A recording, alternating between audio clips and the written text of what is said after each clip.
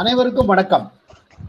துக்ளக் வாசகர் குழுவின் சங்கநாதம் நிகழ்ச்சி. இதில் வாரந்தோறும் நாம் சில துக்ளக் வாசகர் குழுவின் முகநூலில் வெளிவரும் சில தலையங்கங்களை அலசுகிறோம். எங்கள் எடிட்டோரியல் டீம் மிக அருமையாக ஒரு நுட்பமாக ஆராய்ந்து செய்திகளை வெளிக்கொண்டு வருகிறது. அவைகளின் சாராம்சத்தை இங்கே கொடுத்து நம் நேயர்கள் வாசகர்கள் அனைவரும் முகநூலில் முழு கட்டுரையையும் படிக்க வைக்க வேண்டும் என்பதே எங்களுடைய முயற்சி. இன்று இந்த பணியில் என்னுடன் ஜம்புநாதனாகிய என்னுடன் இணைந்திருப்பவர் டாக்டர் நாராயணன். வருக வருக டாக்டர் அண்ணா, வருக. அதிக நேரம் விஷயத்துக்கு போயிடலாம். இந்த கட்டுரையில பார்த்தீங்கன்னா, தீவிரவாதிகள் ஒடுக்கப்படுவதில்லையா? ஜம்மு காஷ்மீர்ல சமீபத்தில் அந்த மாநிலத்தில் கொஞ்சம் தீவிரவாத நடவடிக்கைகள் அதிகமாக இருக்கு. அதனுடைய பின்னணி என்ன எல்லாம் பின்னாலே போக பார்க்கலாம். கட்டுரை படிக்கிறேன். ஜம்மு காஷ்மீர் மாநிலத்தில் ஆர்டிகிள் 370 சிறப்பு அந்தஸ்தை நீக்கிய பின் பெருமளவு தீவிரவாத நடவடிக்கைகள், பொதுமக்கள், இராணுவத்தினர் மீது கல்லெறிதல் எல்லாம் வெகுவாக குறைந்துவிட்டது. ஆயினும் பாகிஸ்தான் ஆதரவு தீவிரவாதிகள் எல்லை தாண்டி தாக்குவது என்பது முற்றிலுமாக நிற்கவில்லை. இதன் தொடர்ச்சியாக ஜம்முவில் சமீபத்தில் நடந்த, அதாவது 9/7/2024 4 நாட்கள் முன்னால் அன்று கத்துவா மாகாணத்தில் நடந்த பயங்கரவாத தாக்குதலில் இந்திய ராணுவ வீரர்கள் 5 பேர் வீரமரணம் அடைந்தனர், 6 பேர் படுகாயமுற்றனர். அவர்களுக்கு நாம் சிறந்தாழ்ந்த அஞ்சலி செலுத்துகிறோம். உள்ளூர் ஆட்களின் உதவியுடன் ஆயுதங்களை ஏற்றி சென்ற வாகனத்தை தாக்கி ஆயுதங்களை கொள்ளையடிப்பதுதான் திட்டம். இதன் கடுமையாக தாக்கப்பட்ட நிலையிலும் இடைவிடாத எதிர்த்தாக்குதலை இந்திய வீரர்கள் தொடுத்ததால் அவர்கள் பின்வாங்கி ஓடிவிட்டனர். அவர்களை எதிர்த்தாக்குதல் நடத்திய நம் இந்திய வீரர்களை, இராணுவ வீரர்களை நெஞ்சார பாராட்டுகிறோம். இந்த தீவிரவாதிகள் உள்ளூர் மக்களை மிரட்டி உணவு தயாரித்து கொடுக்க சொல்லியும் இராணுவ வீரர்கள் நடமாட்டங்கள் பற்றிய தகவல்களை கேட்டும் மிரட்டியுள்ளனர். உடல்களை முக்கியமா பார்க்க வேண்டியது என்னன்னா, இப்போ லோக்சபா எலெக்ஷனுக்கு நல்ல ஓட்டர் டர்ன் அவுட் இருந்துட்டாங்க. இப்போ செப்டம்பர் மாசத்துக்குள்ள ஸ்டேட் எலெக்ஷன் நடக்க போறது, அப்படி அசம்பிளி எலெக்ஷன் நடக்க போறது அப்படின்னு சொல்லிட்டாங்க. ஸோ அதனால செப்டம்பர் மாசத்துக்குள்ள எவ்வளவு தூரத்துக்கு நம்ம தொந்தரவு கொடுக்கணுமோ அவ்வளவு தூரத்துக்கு தொந்தரவு கொடுக்கலாம் அப்படின்னு இந்த தீவிரவாதிகளோட ஆக்டிவிட்டிஸ் அதிகமாகிடுது நான் நினைக்கிறேன். கரெக்ட். உடலில் கேமராக்களை போட்டுக் கொண்டு ஆயுதங்களை கண்டறிய முயன்றுள்ளனர். இராணுவ வாகனங்கள் சாலையில் செல்லும்போது மலையின் மேடான பகுதிகளில் இருந்து உள்ளூர் மக்களையும் சேர்த்துக்கொண்டு சரமாரியாக தாக்கியுள்ளனர். கடந்த ஒரு மாதத்தில் இதுபோல் 6 தாக்குதல்கள் நடந்துள்ளன. பயங்கரவாத இயந்திரத்தை முறியடிக்க எடுக்கப்பட உள்ள கடுமையான விதிகள் மற்றும் கோல்டன் பிரின்சிபிள்ஸ்னு சொல்றத உடனடியாக அந்த அடிப்படையில் பதிலடி தரப்பட வேண்டும் என்று இந்திய மக்கள் ஆவேசப்படுவதில் நியாயம் உள்ளது. அவ்வாறு ஆவேசப்படுபவர்கள் ஒன்றை புரிந்து கொள்ள வேண்டும். இந்த வகை தாக்குதல்கள், அதாவது இந்த கொரில்லா மாதிரி திடீர்னு திட்டமிட்டு தாக்குதல் இருக்கு பாருங்க, இதை சம்பிரதாயமான முறையில் நடக்கிற வார், கன்வென்ஷனல் வார் இல்லை, இதை வார் பை அதர் மீன்ஸ் என்று அழைப்பார்கள். அந்த பிற வழிகளில் போர் அப்படிங்கிற இந்த WOM அப்படிங்கிற வார்த்தையை இதுல இந்த கட்டுரையில அதிகம் பயன்படுத்தியிருக்காங்க. இந்த சொல்லாடல் தமிழ் வாசகர்களுக்கு புதிதா இருக்கலாம். அதனால அதை இந்த WOMங்கிறத ஒரு அறிமுகம் கொடுத்துருக்காங்க. சொல்லுங்க ஜி. இதுல முக்கியமா பார்க்கணும்னா இந்த WOM இருக்கு இல்லையா, இது கிரிக்கெட்டோட ஒரு பார்லன்ஸ் வச்சு பார்த்தோம்னு வச்சுக்க, அவங்க எல்லாம் பவுலர், இங்க இந்திய வீரர்கள் பேட்ஸ்மேன். அவருக்கு 6 டைம் சான்ஸ் இருக்கு. இவன் 6 அடிச்சா கூட ஒரு தடவை அவுட் ஆனா, மிஸ் பண்ணிட்டானா போல்டு. ஸோ தீவிரவாதிகளுக்கு அவங்களுக்கு 6 டைம் சான்ஸ் இருக்கு. இந்தியன் வீரர்களுக்கு ஒரே ஒரு சான்ஸ் தான் உண்டு. So they have to defend themselves very carefully. ஆமா, அவங்களுக்கு 10ல் 1 சான்ஸ் கிளிக் ஆனா கூட போறோம். தீவிரவாதிகளுக்கு இவங்களுக்கு முறியடிச்சது வெளியில வராது, எவ்வளவு தாக்குதல்களை முறியடிச்சாங்கிறது வெளியில வராது. ஆனா ஒரு தடவை தவறு இழைத்தாலும் அது பெரிதாக பேசப்படும். இதுதான் ராணுவ பாதுகாப்பு படை விஷயத்துல இருக்கிற முக்கியமான அம்சம். நிறைய இது மாதிரி நம்ம பேசிக்கொண்டே போகலாம். இதுல இன்னொரு அம்சம் கூட சமீபத்துல பார்வையாளர்கள், அதாவது இன்டர்நேஷனல் டிஃபென்ஸ் எக்ஸ்பர்ட்ஸ் எல்லாம் சொல்றது என்னன்னாங்க, சமீபத்துல இந்தியாவினுடைய ரைஸை தாங்க முடியாம சீனா உலகம் முழுக்க வாலாட்டிட்டு இருக்கு. அதுல இந்தியா மீது தனி கவனம் செலுத்துறது. இந்த தீவிரவாதிகளுக்கு அகைன்ஸ்டா நடக்கிற முயற்சியில, ராணுவ நடவடிக்கையில குறிப்பா சீன தயாரிப்புகளை நிறைய கண்டுபிடிச்சிருக்காங்க. சீன தயாரிப்பு ஆயுதங்கள் எல்லாம் ஸ்பெசிபிக் சீன எழுத்து முதிரைகளோட பிடிச்சிருக்காங்க. சீனா பாகிஸ்தானுக்கு என்ன செய்ய முடியும்னு ஒரு டெஸ்பரேட் சிச்சுவேஷன்ல இந்த மாதிரி செஞ்சுட்டு இருக்காங்கன்னு பேசுறாங்க. அடுத்த பேராகிராஃப் போலாமா? பாகிஸ்தான் ராணுவத்தின் முன்னாள் தலைவரான ஜெனரல் ரஹீல் ஷரீப் 2014ஆம் ஆண்டில் பாதுகாப்பு குறித்த கருத்தரங்கில் தனது பார்வையாளர்களிடம் கூறியது, பகிரங்க வெடிகுண்டுகள் எக்ஸ்ப்ளோஷன் இன்னும் போரின் சாத்தியமான கருவியாக இருந்தாலும் இம்ப்ளோஷன், அதாவது உள்வெடி என்பது ஒரு புதிய தாக்குதல் பொறிமுறையாகும். எதிரியின் பாதுகாப்பு குறைபாடுகள் மற்றும் பலவீனங்களை பயன்படுத்துவதன் மூலம் இவ்வகை குண்டுவெடிப்பு ஏற்படுகிறது. இது போராளிகள், பயங்கரவாதிகள் மற்றும் கிளர்ச்சியாளர்கள் என்று அழைக்கப்படும் முறையற்ற, அதாவது நான் ஃபார்மல் வீரர்கள் மூலம் ஒரு போரை எதிர்த்து தாக்க ரகசிய வழிமுறைகளை பயன்படுத்துவதாகும். இந்த தீவிரவாதிகள் பயங்கரவாதிகளை எதிர்கொள்ள எல்லா இடங்களிலும் கன்வென்ஷனல் வார்ஃபேர் பயன்படுத்தப்படுகிறது அப்படின்னு மேற்கொண்டு சொல்லிட்டு போறாரு. இதுல பல விஷயங்கள், நுட்பமான விஷயங்கள் அடங்கியிருக்கு. இதை பத்தி என்ன நினைக்கிறீங்க டாக்டர்? பாகிஸ்தான்ங்கிறது ஒரு ஃபெயில்டு ஸ்டேட்டு. அதோடு இல்லாம அங்க ஆர்மி தான் கண்ட்ரோல்ல வச்சுட்டு இருக்கு.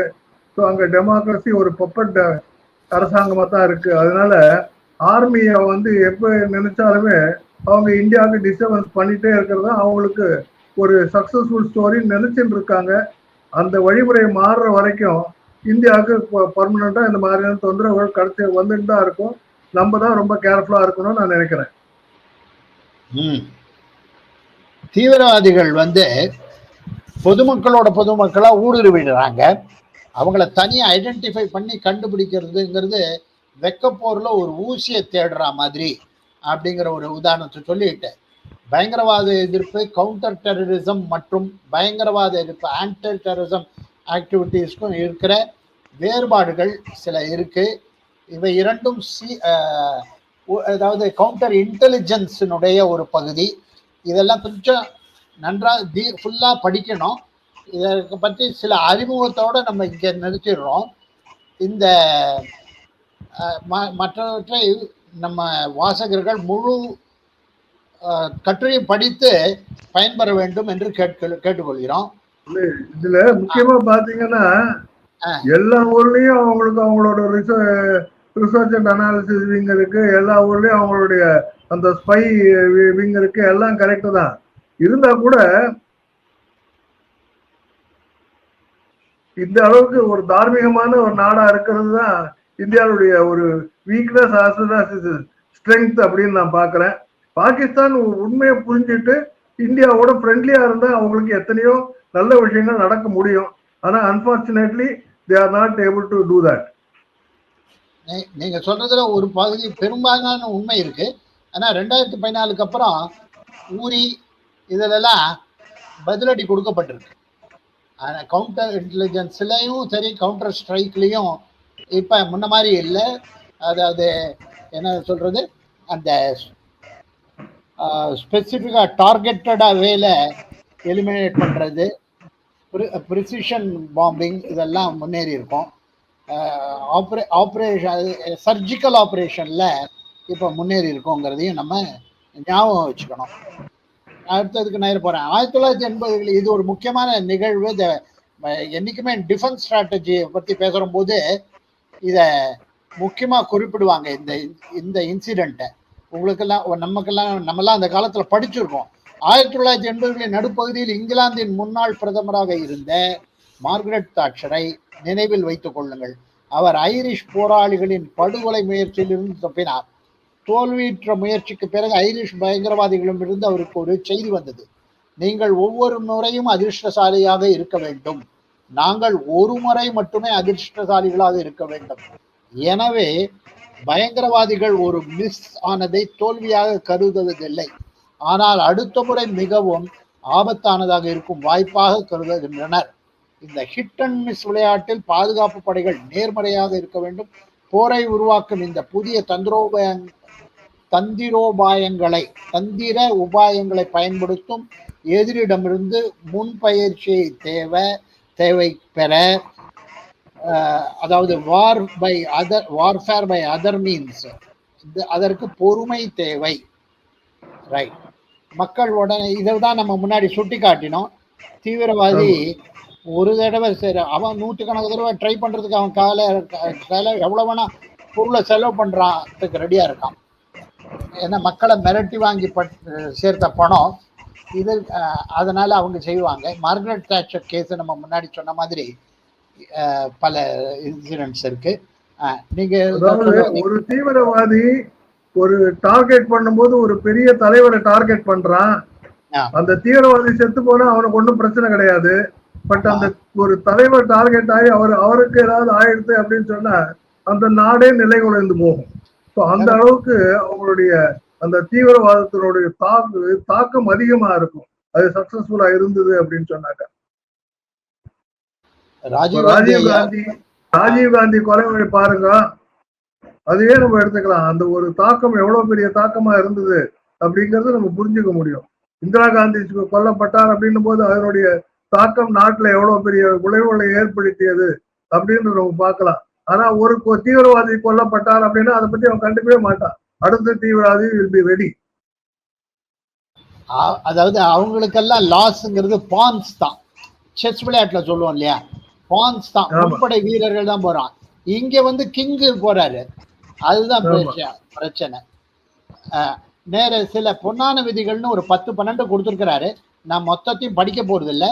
ஒரு சிலதை மட்டும் ஒரு சாம்பிளுக்கு படிக்கிறேன். மற்றவற்றை அவர்கள் நம்ம வாசகர்கள் படிக்கும்படி மீண்டும் மீண்டும் வேண்டி கேட்டுக்கொள்கிறேன். அதாவது ரகசிய படைகளுக்கு சில விதிமுறைகள் கொடுக்கப்பட்டிருக்கின்றன. 10 பொன்னான கோட்பாடுகள் அப்படிங்கிறாரு.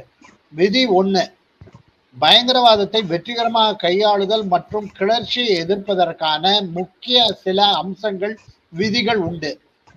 முடிவுகளை உருவாக்க ஒருபோதும் அவசரப்பட வேண்டாம். பொறுமையுடன் இருங்கள். உடனடி முடிவுகளுக்கு அழுத்தத்தை விட்டுவிடுங்கள். நீங்கள் அதற்கு அடிபணிந்தால் எதிர்கிளர்ச்சி நடவடிக்கைகள் சந்தேகத்திற்கு இடமின்றி தோல்வியடையும். பொறுமையாக இருந்து பதட்டமில்லாமல் செயல்படுங்கள். இது ஒரு விதி. வைரத்தை வெட்டுகிறது. பயங்கரவாதிகள் கிளர்ச்சி மற்றும் போன்ற சில தந்திரங்கள், உபாயங்கள் மற்றும் உத்திகளை பயன்படுத்துங்கள். கிளர்ச்சியாளர்களைப் போலவே உங்கள் நடவடிக்கைகளையும் உன்னிப்பாக திட்டமிடுங்கள். அதாவது ஒரு விஷயம் சொல்லுவாங்க இல்லையா டாக்டர், அதாவது திருடர்களுக்குள்ள ஊடுருவணும், அந்த இதுல தீவிரவாதிகளுக்குள்ள பேதத்தை உண்டாக்கணும். திருடன் என்ன வேலை செய்வான்னாக்க அதே மாதிரி யோசிக்கணும். இத மாதிரியான சில விதிகள் எல்லாம் கொடுத்திருக்காங்க. சொல்லுங்க. நீங்க பேசிக்கா சொன்னா திருடனோட நம்ம பெரிய திருடனா இருக்கணும், அப்பதான் முடியும். அவருடைய டாக்டிக்ஸ் என்னவோ அதை நம்ம முறியடிக்கிறதுக்கு அவருடைய மனசு எப்படி எல்லாம் போகும்னு நம்மளுக்கு தெரியணும். அதை நம்ம முறியடிக்க முடியணும். கரெக்ட். அந்த களவும் கற்றுமரங்கிறதுல சொல்றதுல கல்வனை பிடிக்க நீயும் கல்வனான போன்ற விஷயங்களை செய்யணும். இதை பல சினிமாக்கள்லையும் நம்ம பார்த்துருக்கோம், பல விஷயங்கள்ல பார்க்குறோம், நம்ம பொது வாழ்க்கையிலையும் நிறைய பார்த்துருக்கோம். இன்றைய நிகழ்ச்சியில பல விஷயங்களை நம்ம அலச முடிஞ்சது, குறிப்பா சுருக்கமாக அலச முடிஞ்சது. மிக்க நன்றி டாக்டர். உங்களுடன் உரையாடியதில் மிகுந்த மகிழ்ச்சி. அதாவது முக்கியமா இது ஒரு டிஃபிகல்ட் சப்ஜெக்ட். மக்களான திருப்பி திருப்பி இதை படிச்சாக்கா நல்லா புரிஞ்சுக்க முடியும் அப்படின்னு நான் நினைக்கிறேன். ஒரு மேற்போக்கா படிச்சா இதுல அது அவ்வளவு தூரத்துக்கு புரியாது. பட் இது திருப்பி திருப்பி படிக்கும் போது அதனுடைய முழு அர்த்தங்களும் நம்மளுக்கு புரிஞ்சுக்க முடியும் நான் நினைக்கிறேன். நன்றி. நன்றி, வணக்கம்.